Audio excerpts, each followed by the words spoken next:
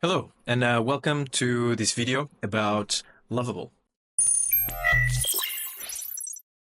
My name is Rui, and over the last 7 years, I have been building solutions with AI and seeing the machine learning and AI trends and technology evolving. And right now, I'm launching this YouTube channel with the idea of exploring new tools and hopefully saving you time in your own explorations.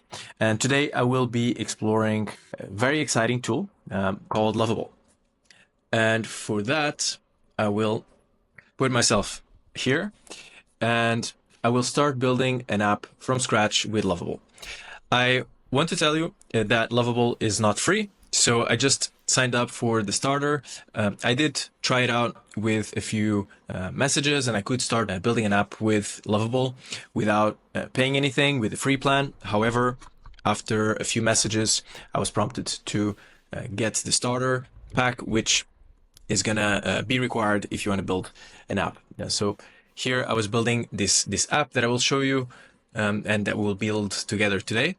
And it took about 5 or 6 messages to get to a point where I was prompted to get a subscription. And so that is going to be a requirement.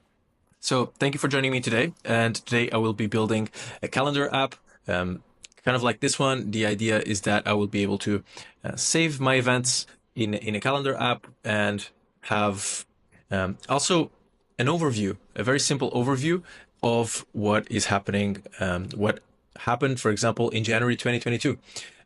So my idea is to look at past events. I can see quarters or half year. Maybe I can even add a full year view. And the idea is that I can add events, and by adding those events, I can then have an overview of those. I could do this. I used to do this with the Notion page, and it was quite valuable actually to have an overview. And now I want to build an app for it.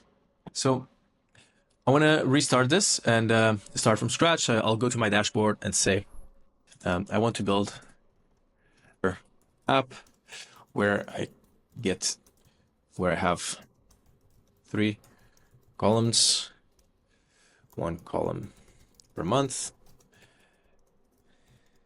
and each line is a quarter. I want to be able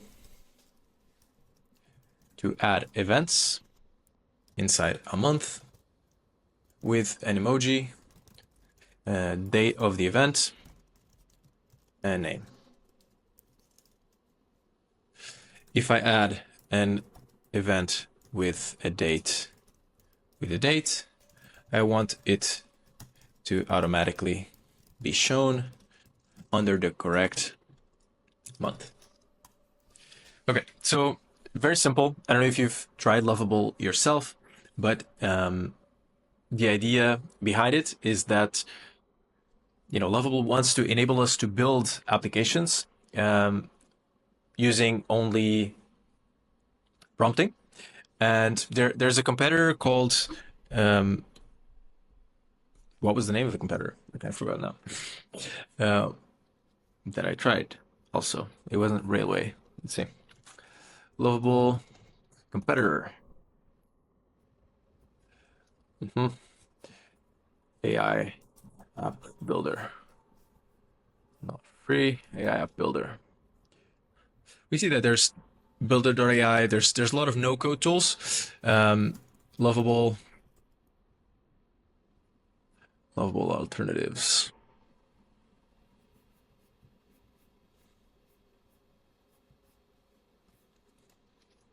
I must have it here.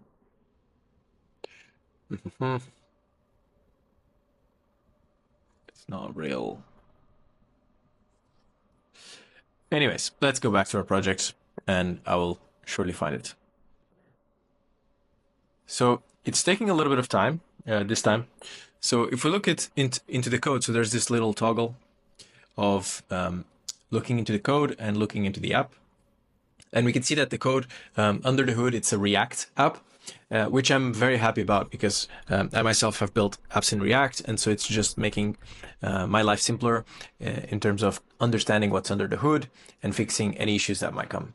So that's exciting.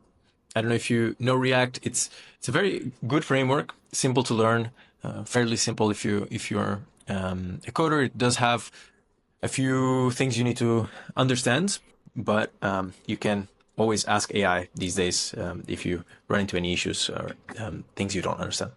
So let's see what it built as a first version. So I can see, and maybe I'll clean this up. I can see here that I already have an app with a calendar overview and a year. Right now I can't edit the year, it seems. YouTube video. Save event. Cool. And so it's saved to March. So I just need to add an event here. And if I add an event for February and say here I had a work trip, it gets added to February. Pretty cool. Pretty cool. Now, I want to be able to add a date range. So let's do that. I want to be able to add a date range. Maybe that's easy. Add a date range and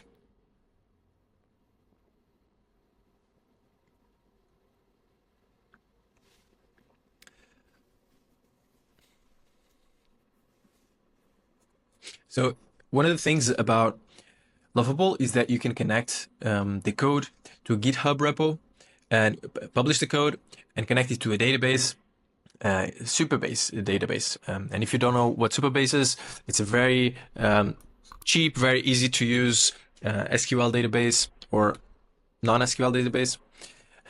But it is a easy to use and cheap database solution. I believe it's PostgreSQL, so it would be an SQL database. Let me confirm that. Supabase SQL. It's a Postgres, so it's an SQL database. Cool. So I already have an organization with a project, but I'm going to create a new project under my organization, and I'm going to call it Calendar App. I will need to add a strong password here. Maybe this one.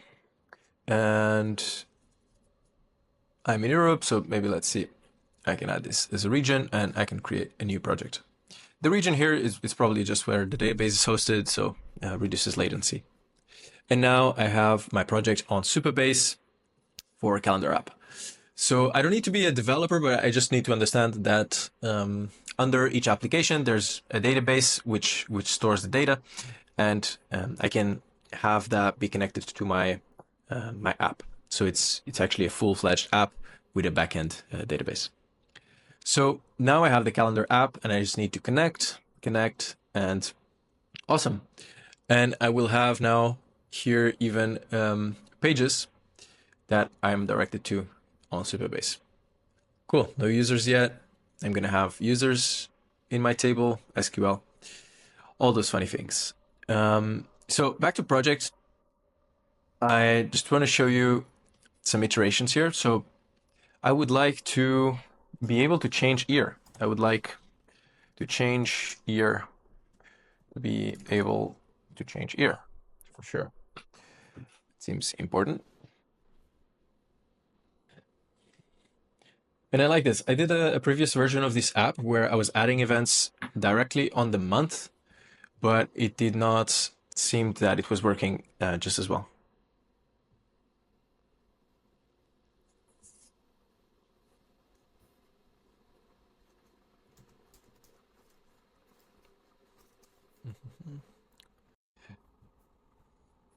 Okay, so here it is. I can now change year, and I can change year. And if I add an event that is on March 22, if I can select multi-day events, which is nice. So let's say I'm building between today and tomorrow YouTube video on Lovable. Save event.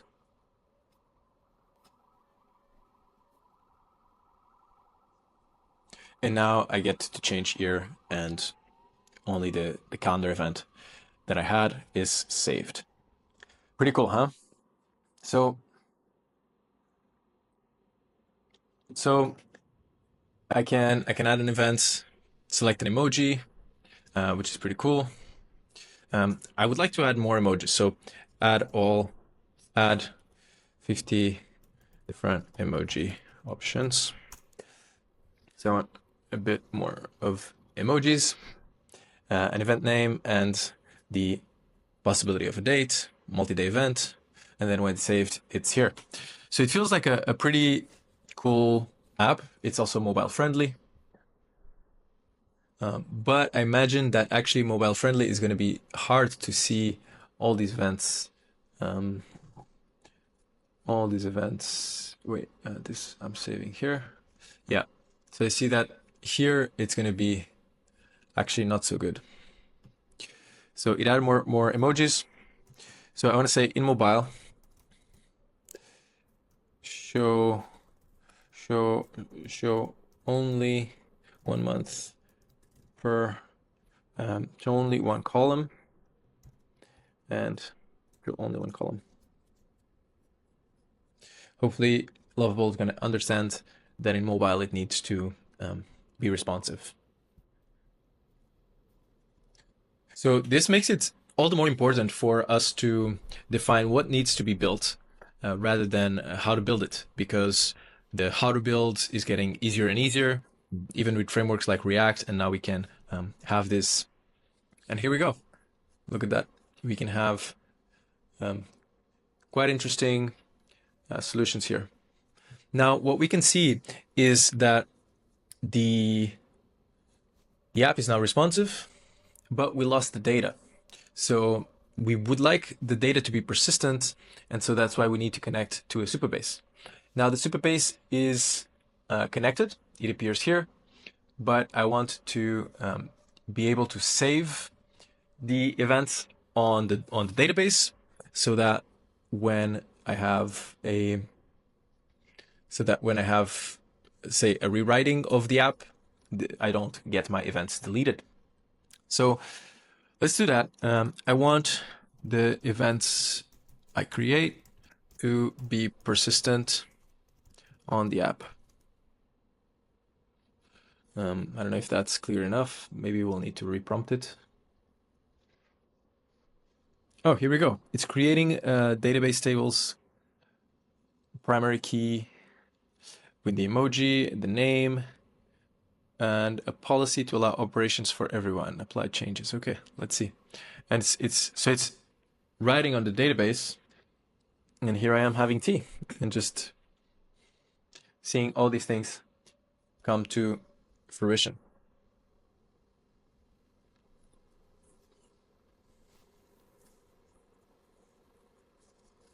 Here we go. So the idea is that if I add an event, now I have more emojis. This is really cool, and I can ask for more emojis, right? I could specify which ones I want to be able to select, and here I can see how this looks on mobile as well. Add event. This is pretty cool, and yeah, so I can add a recording. Let's say here, YouTube, Lovable, today, save. And I have it here. And then let's say I refresh the app. I still have it. If I go to my Supabase and I go to my Supabase SQL editor, I have calendar events, and I have here an event with an ID and an emoji, a name, and the date. This was the timestamp and all of these things when it was created. So now it's going to be there forever, which is pretty cool. So what else can I add here? I want to add authentication. I don't want everybody to see my events. So I want to add user authentication. There seems to have been an error.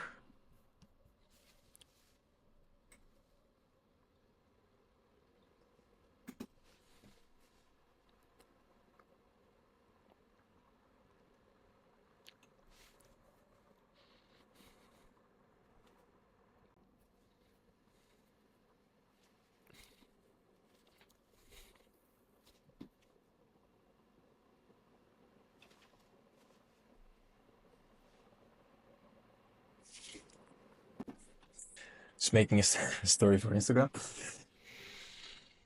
Okay, and now it is here, and we have authentication.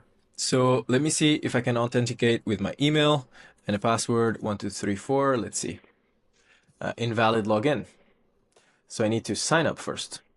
Okay, that is my email. Don't send me spam. Password should be 6 letters. Okay. Successful registration, and let's see. Email not confirmed. Wow. So this already created a confirmation email and everything. Wow, this is really cool. Okay, so here's my, I come to my email and actually sent me an email, which went directly to spam. But Supabase authentication sent me an email, confirm your sign up. But if I click on confirm the email and I reload, it says that it actually can't reach the site. So I will add this here.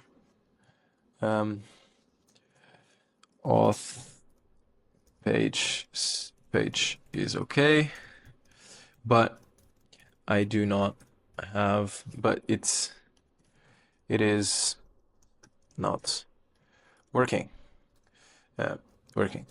Specifically, when I sign up, it asks for email confirmation, but when I click the button to confirm, it says this website can't be reached.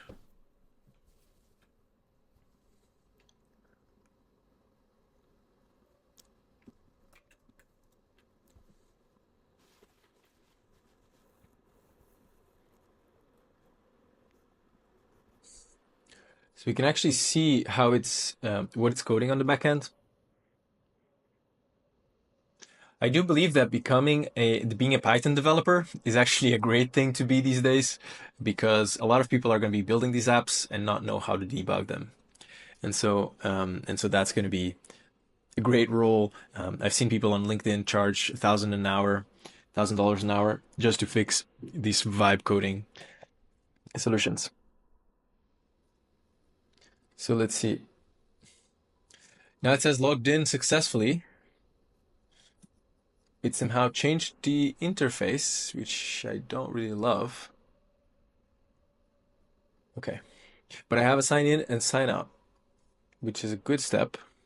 I would like to return to the previous interface once logged in. You added details on the calendar. You added calendar view on every month, which looks ugly. Okay, and we can see that we can go through auth page and index page.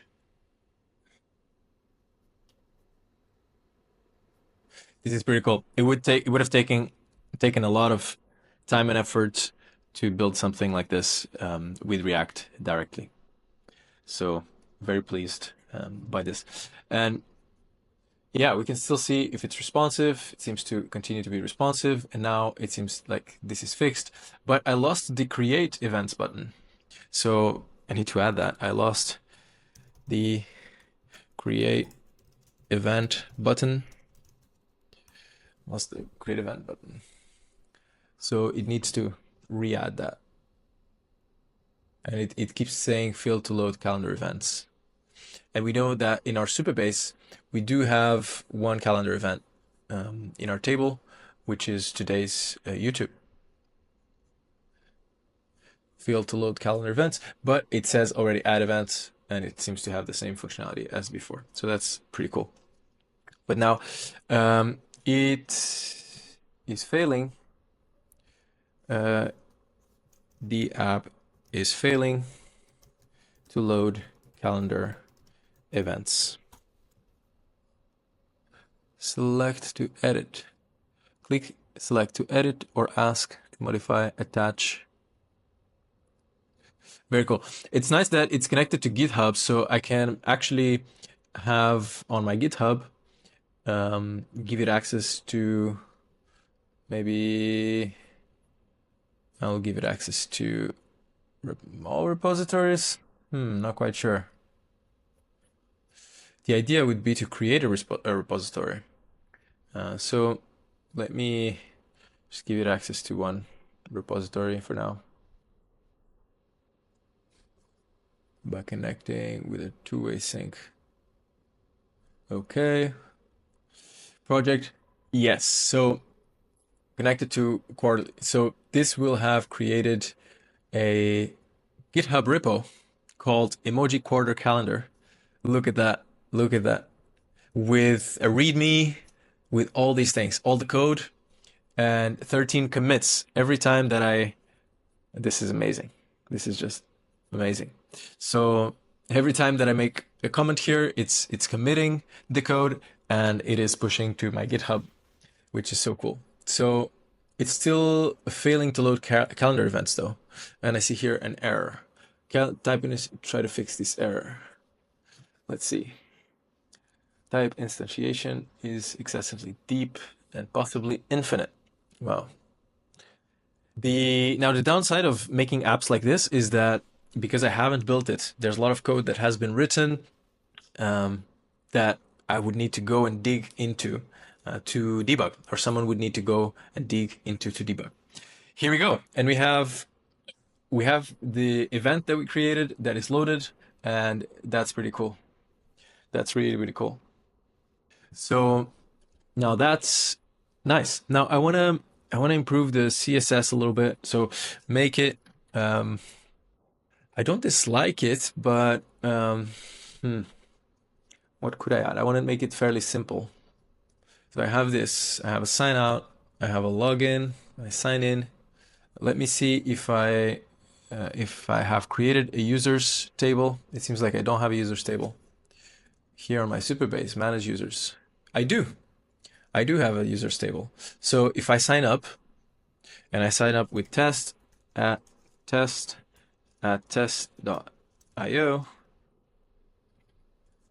and I sign up with this, return to sign in, email not confirmed. So it does require email to be confirmed, which is really, really interesting. So if I use my altar.io email and I choose another password, and I make it a sign up, a lot of this is going to be testing and iterating and playing with the tools, and then registration successful. So it does appear that it's not confirmed, but now I need to go to my email on altar.io.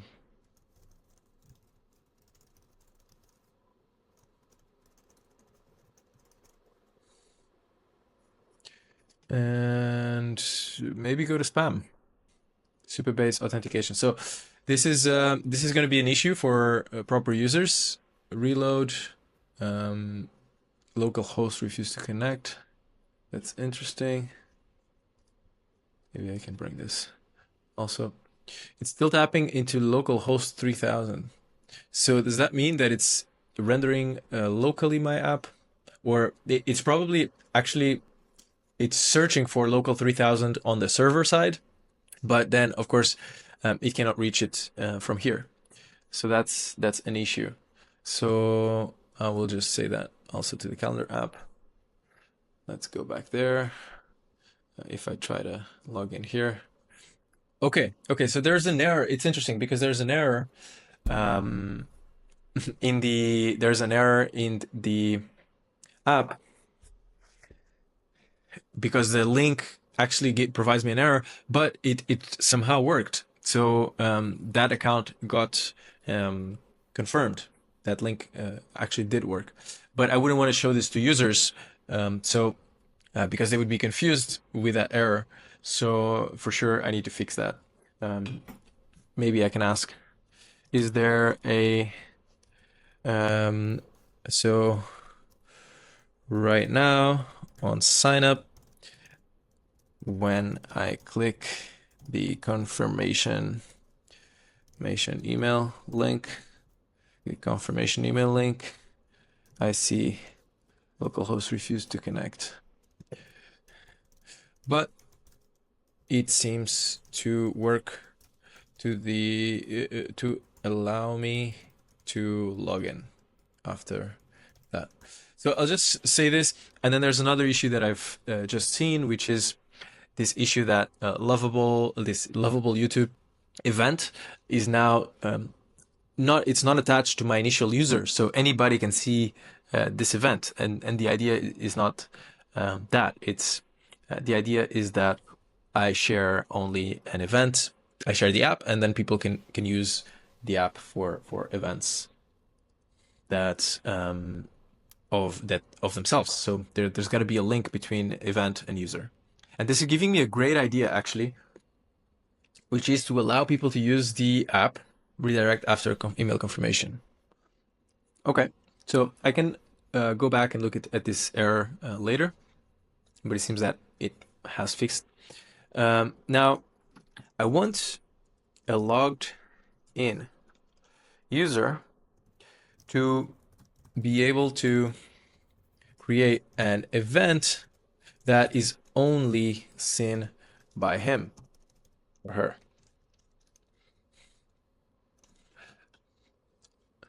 So that's, a relationship between the events table in the database and the users table in the database. So it's got to be so it's adding columns to the database. I can apply these changes, and now I will have this. Now, the idea that I'm having is that this could be really useful for me to share, like, have a calendar events link for all the festivals in a year, for example, or all the retreats, or all the tech events, different types of calendars. And a calendar could be a tech events calendar, and then kind of all the events here for that year.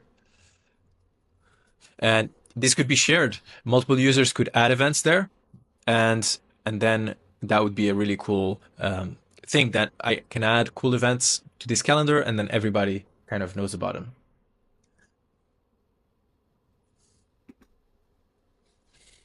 Okay, so let's read here what's happening. The calendar component now only fetches events for the currently logged in user by adding a filter in the Supabase query, adds user's ID to newly created events, checks for user authentication before allowing event creation, verifies user authentication before submitting events, imports, uses. This is really cool. So if I look at current date with my current logged in account, I don't see the event I created, but actually with my old account, I also don't see it. So probably that event got deleted. Let's see in the database, SQL editor. I will see now more tables. So there's a calendar events. There's still one here, but it's not attributed to any user ID. So maybe I want to attribute it to my first user ID. So that has been done now. And so now if I fetch here, I should be able to see it. Exactly. So now I can see the event that is for me, but if I sign out and sign in with this other email, I don't see it. So that's cool. And just verifying here, project launch. I'm launching superoperator.ai at the end of the month. So let's do superoperator.ai, 31st of March, and I save that event. And now it's here. And if I sign out and sign in, it's not here. So that's really cool. For me, I hope that for you as well. Cool. What other things I would like to do here? Add dark mode. Always cool to have a dark mode. And then I would actually love that this is 3 columns and not 4 columns. It seems to be responsive, which is nice, but it's responsive between 2 and 2, 3, 4. Somehow I really prefer 3. It could be a preference just of mine, but I do prefer kind of 3 columns. So let's say keep a maximum of 3 columns, and I'll wait for this update. So it's adding a dark mode, and actually I would like to be able to add some filters. I would like to be able to add some filters. Maybe that's going to add complexity, but I'm thinking that, for example, work-related things could be a filter. But then if I add filters, I would need to categorize, to categorize this. So it did add a dark mode, but can I actually change? No, actually keep a maximum of 3 columns, and then I want to ask to, but users can also manually toggle. But where's the toggle? I don't see a toggle. Sign out. Add a toggle for dark mode in the user interface.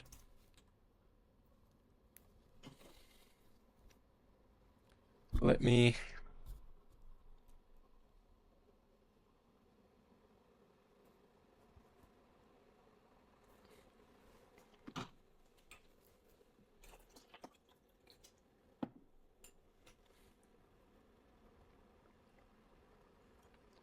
Here we go. So it did add a toggle. So I have now light and dark mode. That's pretty cool. I do want to be able to delete an event, because I can add events, but I don't think I can delete an event. So add a functionality to delete an event from the interface.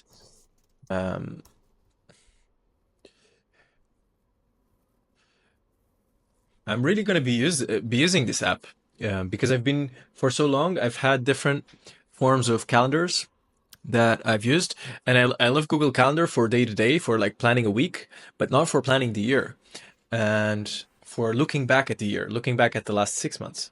And I think that is really useful for me to work on a quarterly basis. And I don't know why it did not add a maximum of 3 columns, actually. Columns on desktop by changing. Oh, now it is creating. Okay, so it actually changed the interface. You see how it went, and it, instead of using cards, which was using before, was using this concept of cards. It stopped using the concept of cards, and now it's using the concept. It's using just a single page. This is pretty cool. I noticed that on the dark, on the. I wonder actually if I can change manually the code. Can I? Okay, so I cannot change manually the code, because otherwise, what I would do is go to the CSS and edit this button to be black, that color. But it seems the text. But it seems that I cannot edit the code at this moment. So that would need to be done on the GitHub side, and yeah, that is also possible. I wonder if I change the code on GitHub directly, what will happen here on the Lovable side. Let me view on GitHub. If I go to, let's see, what do they say? It's React, TypeScript, index HTML, and then there should be a CSS. Where is the CSS? Source, app CSS, index CSS, base card. Yeah, so glass panel, event card, monthly header, title.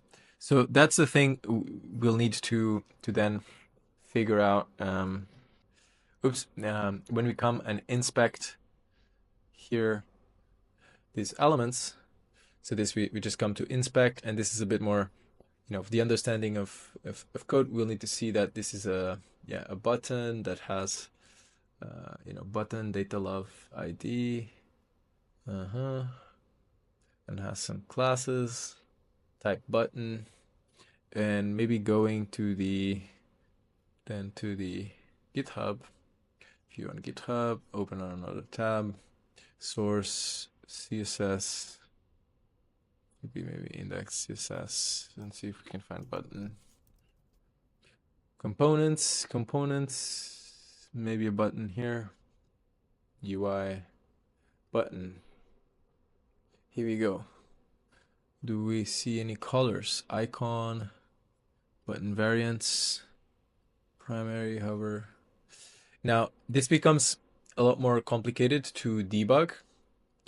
So then it's really incentivizing us to just ask Lovable. So in the add events button for dark mode, make the text black. So that is really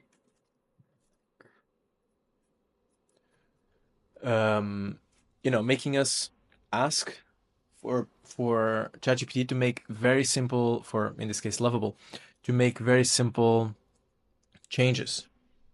But it does work. So the only thing is if Lovable works by prompt, you have a certain amount of credits per prompt. It kind of incentivizes you. In theory, you would want to spend less, and so maybe go look into the code to change something like a variable here of the text color. But it sounds like quite a bit of work to actually do that. So it seems almost better to just always prompt it and do it in that way. I'm curious to see, so here, holiday in Cuba. Let's say that when I add a multi-day event, wow, it doesn't allow me to add a multi-day event that is in the past, or any event that is in the. Does it allow me to add an event that is in the past? It does. Okay, but not a multi-day event. No, it does. Okay, but it was about the starting date the end date cannot be earlier than the start date, which makes a lot of sense. So let's say I went to Cuba on, February to March 1st, and that was a beach event. Okay, so it actually adds. This is super interesting. So it adds it on both, and it goes and changes the date. Here's Saturday, March 22nd, and here Feb 3, Mar 1. That's super, super cool. I think this is pretty cool. Pretty cool. I just want to see what happens to the interface if I add a lot of events. So event 1 to March. So if it keeps on growing, this is a trip. Work. Test. Yeah, so it keeps on growing the March, and this is really cool. This is really cool. I'm very pleased with the with this app. Now I want to call it. I can look here at the versions, which is really nice. I want to call this. I want to call it not quarterly calendar, but Zen calendar. So I'm basically, just going with every prompt to change the smallest things in the app using AI to do that. Now the cool thing is that I can, this is really, really cool. I could ship this app. This is so nice. So it's a Zen calendar. I could add my name. Okay. I think this is a pretty finished app with a backend database with, utility. I can put here a festival or a study or an event. Like if I have a trip to the Azores actually in July, and this is what I wanted this app for, is that I want to start planning better my year. And so if I come here and just put like June 3rd to June 7th, and I put here Azures, save, and now I have it here. So that's super cool. And I think I showcased quite well what's possible with Lovable today, even with a simple app. But with authentication, with different users, when I started building apps, when I built my first startup around 2018, building something like this would have taken quite a bit. Learning React, building, figuring out, okay, I need authentication, I need users, and then I need events, figuring out the data structure and all of that.